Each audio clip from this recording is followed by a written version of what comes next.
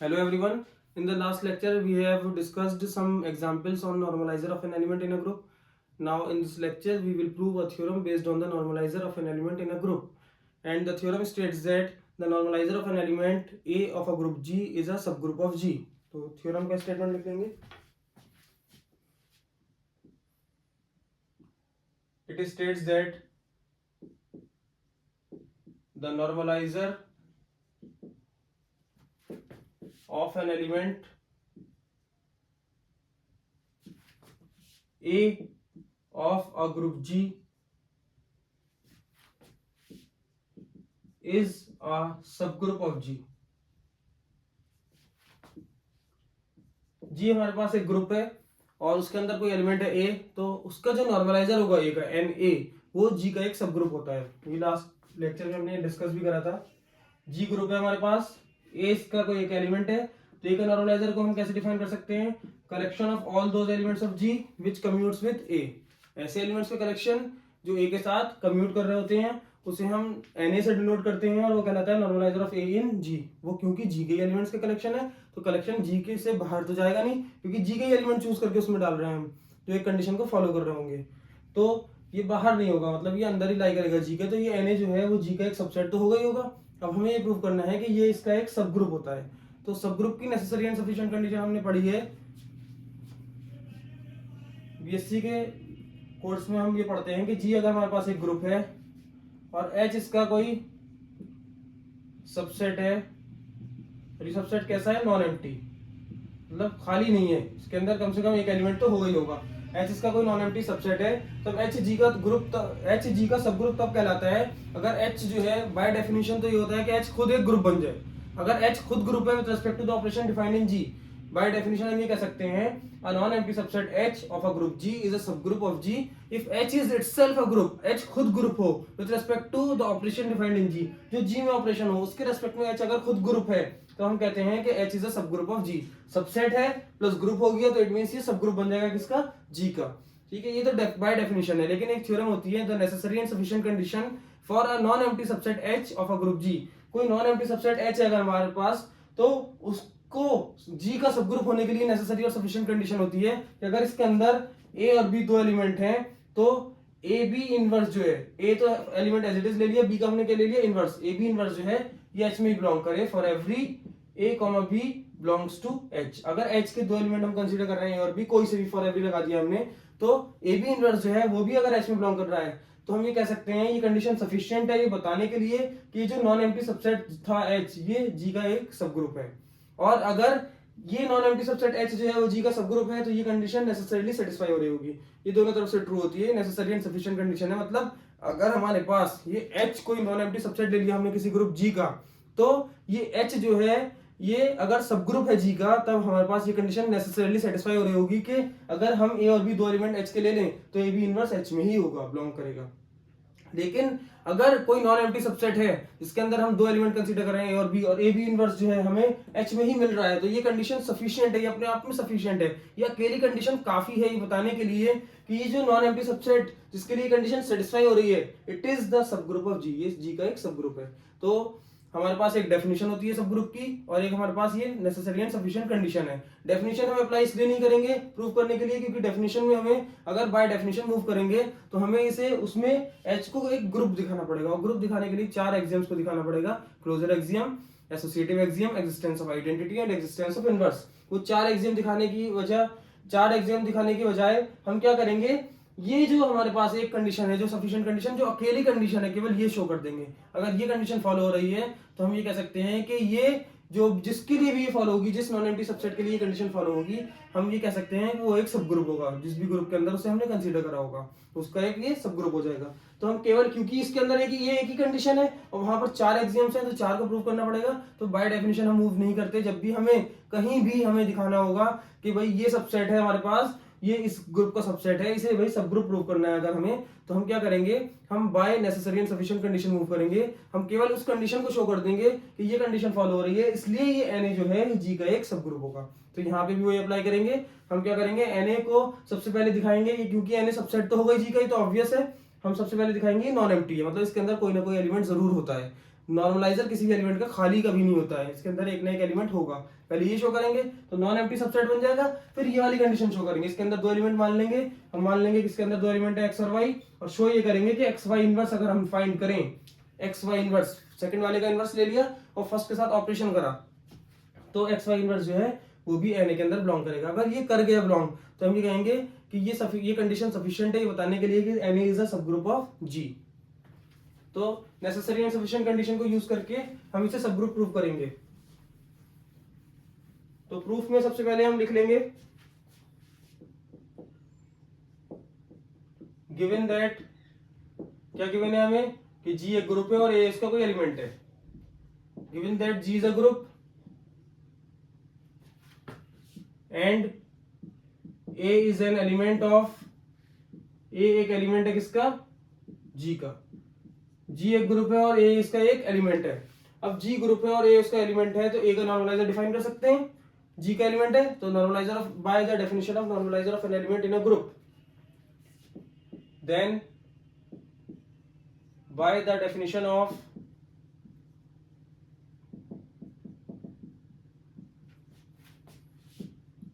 normalizer of an element in a group we have।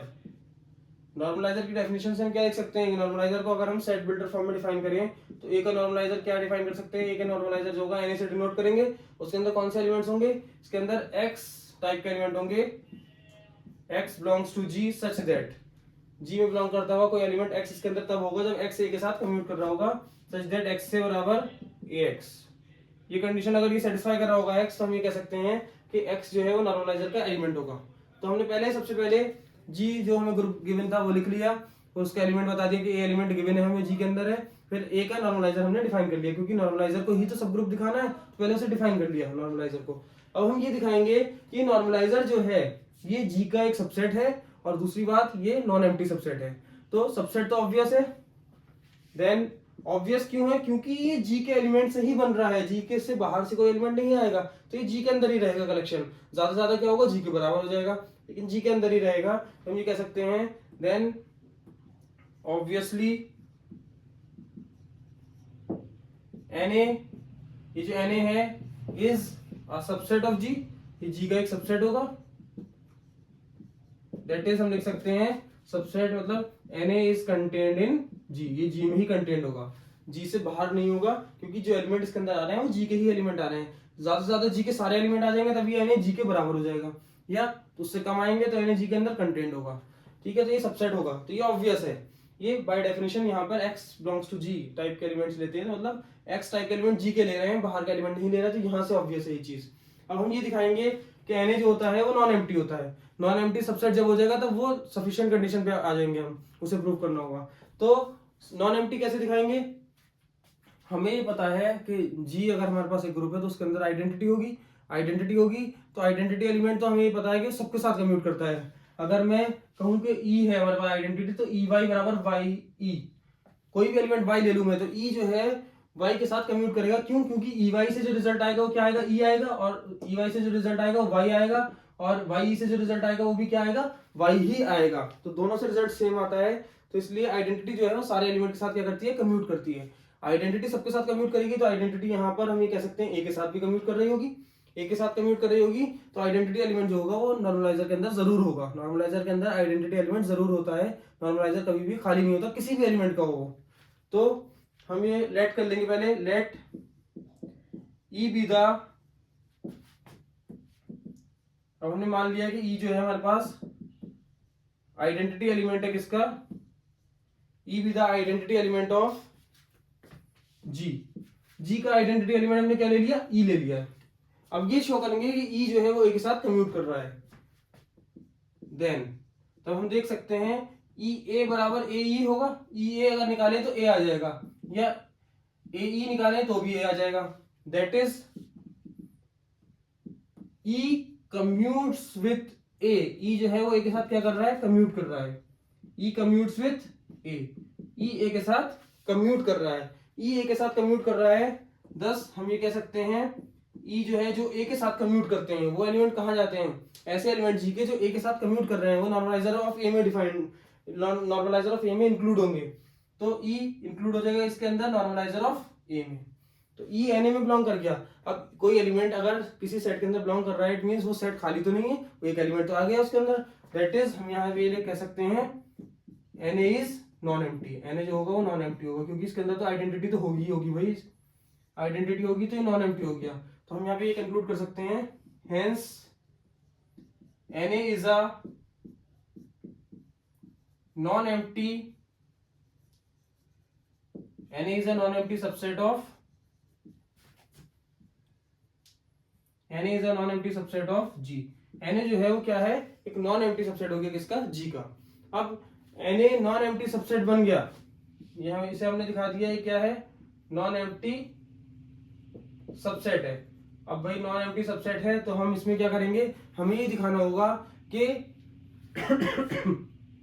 N A के अगर दो element consider कर लें एक्स और वाई, दूसरे वाले का इनवर्स ले लें वाई इनवर्स, तो एक्स वाई इनवर्स जो होगा वो भी एन ए के अंदर ही बिलोंग करेगा। तो एक्स और वाई अगर दो एलिमेंट हम कंसीडर करके चलेंगे एन ए के, तो हमें शो करना होगा कि एक्स वाई इनवर्स भी एन ए में ही बिलोंग करेगा। अगर हम ये शो कर पाते हैं कि एक्स वाई इनवर्स भी एन ए में बिलोंग करेगा, तो हम ये कंक्लूड कर सकते हैं कि एन ए इज द सब group of G. N A जो है वो जी का एक सब ग्रुप है by the sufficient condition for सब ग्रुप ऑफ अ जी। सब ग्रुप ऑफ अ ग्रुप, किसी ग्रुप की सब, किसी ग्रुप के अंदर किसी सेट के सब ग्रुप होने की जो कंडीशन होगी उससे। तो हम क्या करेंगे, स्टेटमेंट भी डिलीट कर देते हैं।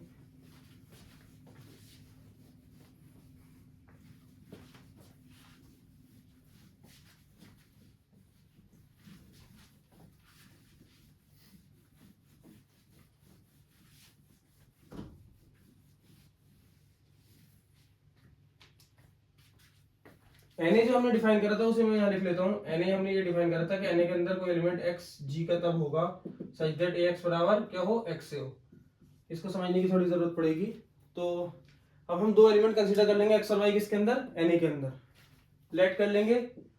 और क्योंकि इन दो एलिमेंट के लिए तो हम प्रूव करेंगे, लेकिन सारे एलिमेंट के लिए कंडीशन फॉलो होनी चाहिए, तो हम फॉर एवरी लगा देते हैं। अगर उन दो के लिए हो गई जो हम ले रहे हैं तो सबके लिए हो जाएगी। तो let for every x comma y belongs to N A. X और वाई हमने एन ए के अंदर कंसीडर कर लिए हैं। अब एन ए के अंदर तो कोई एलिमेंट एक्स तब होता है जब इस कंडीशन को फॉलो कर रहा होता है। तो एक्स में कहा है, हमने माना है कि भाई एक्स और वाई दोनों एन ए के अंदर है, एक्स और वाई दोनों एन ए के अंदर माने हैं, तो एक्स और वाई इस कंडीशन को फॉलो कर रहे होंगे। तो हम यहाँ पे कह सकते हैं देन एक्स से बराबर ए एक्स हो जाएगा, इसे इक्वेशन फर्स्ट डाल लेते हैं, एंड वाई ए बराबर ए वाई, इसे इक्वेशन सेकंड डाल लेते हैं। ये कंडीशन फॉलो हो रही होंगी, कहां से फॉलो हो रही होंगी, by the definition of N A. N A के अंदर कोई भी एलिमेंट तब होता है जब वो ए के साथ कम्यूट कर रहा होता है। तो हम ये कह रहे हैं एक्स और वाई एन ए के अंदर है, तो वो भी ए के साथ कम्यूट कर रहे होंगे, वो भी ए के साथ कम्यूट कर रहे होंगे, तो एक्स से बराबर ए एक्स हो जाएगा और वाई ए बराबर ए वाई हो जाएगा हमारे पास। ठीक है, ये दोनों कंडीशन होल्ड कर रही होंगी।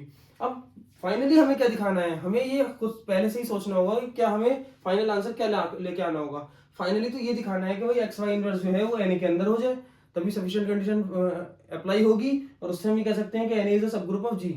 तो दिखाना ये है कि एक्स वाई इनवर्स जो है वो किसके अंदर होगा, एन ए के अंदर होगा। अब एक्स वाई इनवर्स को एन ए के अंदर शो करने के लिए कि भाई ये एक्स वाई इनवर्स जो है ये एन ए के अंदर होगा, हम क्या करेंगे,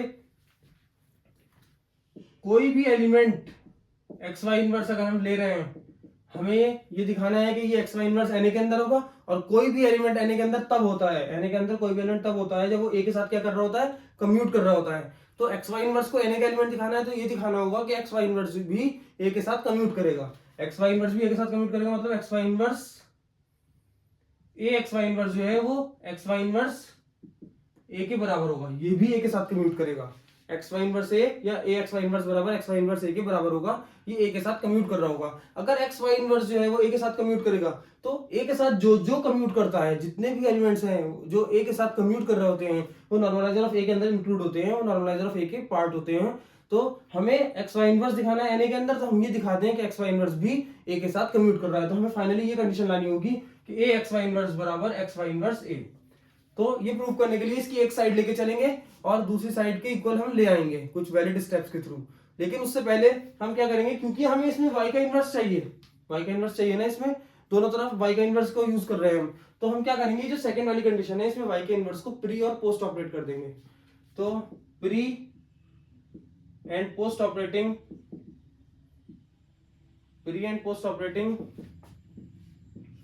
y inverse on both sides.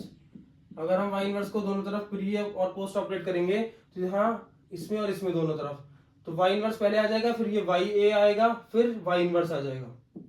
यहाँ पर ऐसी ही y इनवर्स a y और फिर y इनवर्स इस तरीके से आ जाएगा। y इनवर्स को प्री ऑपरेट यहाँ करा है दोनों तरफ, पोस्ट ऑपरेट ये करा है। प्री मतलब पहले, पोस्ट मतलब बाद में। यहाँ y a था, इसमें प्री ऑपरेट ये करा, a y में प्री ऑपरेट ये करा, y a में पोस्ट ऑपरेट ये करा, a y में पोस्ट ऑपरेट ये करा, दोनों तरफ कर दिया हमने। तो एलिमेंट और उसका इनवर्स, उससे क्या मिल जाता है हमें, आइडेंटिटी। एलिमेंट और उसके इनवर्स के बीच में अगर ऑपरेशन लगाते हैं तो हमेशा आइडेंटिटी मिलती है। तो y इनवर्स y जो है ये e बन जाएगा, ये a रहेगा, ये y इनवर्स रहेगा, यहाँ पर y इनवर्स रहेगा, a रहेगा। एलिमेंट और उसका इनवर्स आइडेंटिटी। आइडेंटिटी एलिमेंट जो होता है वो एक ऐसा एलिमेंट होता है वो किसी भी एलिमेंट को चेंज नहीं करता है। तो ये e a y इनवर्स जो है a y इनवर्स रहेगा, और y इनवर्स a e जो है ये भी y इनवर्स a हो जाएगा। ठीक है, तो यहां से हमें a y इनवर्स बराबर y इनवर्स a के इक्वल आ गया। ये कंडीशन हम इसे थर्ड मान लेंगे। नाउ अब प्रूफ तो क्या करना है, हमें प्रूफ ये करना है कि भाई x y इनवर्स a के साथ कम्यूट कर रहा है, और x y इनवर्स a के साथ कम्यूट करने वाली कंडीशन ये है। x y इनवर्स से पहले a ले लिया, उसके बाद में a ले लिया, उसमें कोई फर्क नहीं पड़ेगा, ये कम्यूटेटिव प्रॉपर्टी होती है।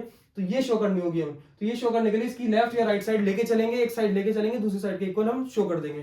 तो ले लेते हैं। Now a x y inverse ले लिया हमने, इसकी left side a x y inverse है, तीन एलिमेंट है, a है, x है, y इनवर्स है। इसमें एसोसिएटिव एक्सियम अप्लाई कर देंगे और a के साथ x आ जाएगा, ax कर लेंगे, y इनवर्स अलग कर देंगे। ये किससे हो गया, बाय एसोसिएटिव एक्सियम। किससे, एसोसिएटिव एक्सियम से। एसोसिएटिव एक्सियम से हमने क्या कर दिया कि a के साथ x आ गया और y इनवर्स अलग हो गया। वो एसोसिएटिव एक्सियम की होती है कि a of bc equal to ab of c। अगर तीन एलिमेंट हैं तो ये कंडीशन होती है। पहले बी और सी के बीच में ऑपरेशन लगाया, फिर ए के साथ करा, या ए और बी के बीच में पहले लगाया फिर सी के साथ करा, तो रिजल्ट सेम रहता है। तो एसोसिएटिव एक्सियम से हम ऐसा लिख सकते हैं। अब ax को क्या लिख सकते हैं हम, ax जो है वो xa के बराबर है फर्स्ट से, तो इसे x से लिख लिया, y इनवर्स। ये किससे, using equation first equation use करी है हमने यहाँ पे। फिर xa y इनवर्स, इसमें फिर से एसोसिएटिव एक्सियम अप्लाई कर देंगे, a को y इनवर्स के साथ कर लेंगे, x a y inverse. Associative axiom लगाइए फिर से, by associative axiom. Associative axiom से हो जाएगा। फिर x a y इनवर्स जो है हमारे पास, a y इनवर्स, ये किसके बराबर है, y इनवर्स a के, ये थर्ड से, तो इसीलिए हमें ये निकाला था। पहले ही y इनवर्स ऑपरेट कर दिया था हमने दोनों तरफ, क्योंकि इसकी जरूरत पड़ेगी यहाँ पे। तो a y इनवर्स किसके बराबर हो जाएगा, y इनवर्स a के, इस किससे, यूजिंग थर्ड से ही हो जाएगा। अब x y इनवर्स a, फिर इसमें फिर से एसोसिएटिव एक्सियम लगा दीजिए, तो क्या हो जाएगा, x y इनवर्स एक साथ आ जाएगा और a अलग हो जाएगा। ये किससे हुआ, by associative axiom. Associative axiom से ऐसा हो गया। तो यहां पे हम ये कंक्लूड कर सकते हैं, क्या लेके चले थे, a x y इनवर्स, और हमने प्रूव किसके बराबर कर दिया, x y इनवर्स a के। तो a x y इनवर्स लेके चले थे और हमने प्रूव किसके बराबर कर दिया, x y इनवर्स a के। It means x y inverse commutes with a, that is x y inverse commutes with a। x y inverse जो है वो a के साथ कम्यूट कर रहा है। x y इनवर्स जब a के साथ कम्यूट कर रहा है तो a के साथ जो भी कम्यूट करता है वो किसका एलिमेंट होता है, नॉर्मलाइजर ऑफ a का। तो thus हम ये कह सकते हैं x y इनवर्स जो है किसमें बिलोंग कर जाएगा, नॉर्मलाइजर ऑफ a में। और नॉर्मलाइजर ऑफ a का अगर एलिमेंट x y इनवर्स, तो हमें ये तो प्रूव करना था कि x और y अगर इसके अंदर एलिमेंट है तो x y इनवर्स भी na के अंदर ही रहे, तो na के अंदर ही मिल रहा है। इट मींस ये सफिशिएंट, ये कंडीशन सफिशिएंट है ये बताने के लिए कि na is a subgroup of g। तो हम यहाँ पे कंक्लूड कर सकते हैं, hence na is a subgroup of g। na जो होगा वो g का क्या होगा, एक सबग्रुप होगा। तो नॉर्मलाइजर जो होता है किसी ग्रुप के किसी एलिमेंट का, नॉर्मलाइजर जो होता है वो हमेशा उस ग्रुप का एक सब ग्रुप होता है। Thank you, thanks for watching.